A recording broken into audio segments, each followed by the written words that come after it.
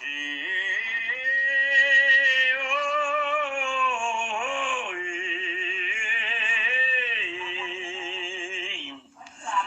prestar uma homenagem a um amigo guerreiro que mora no Maranhão, criador e fazendeiro, um filho de Pernambuco, amigo bom verdadeiro.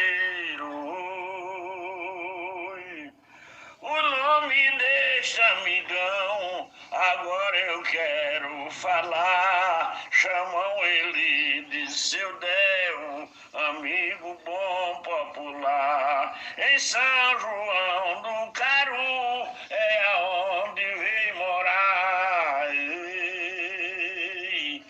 O esposo de Neilma, sua querida amada, a mulher que ele ama, uma joia lapidada, mora aqui no Maranhão, terra boa e sublimada.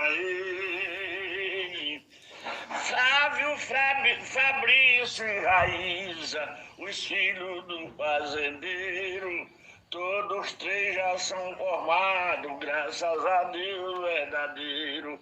O seu pai vive infeliz e é o livro do dinheiro. A fazenda Bom Futuro, bem no sul do Maranhão, e a fazenda Najá, onde tem a criação de carneiro, cavalo e boi, a melhor da região. Vou deixar esta toada gravada com muito amor pra seu Del fazendeiro, que é colecionador das toadas de vaqueiro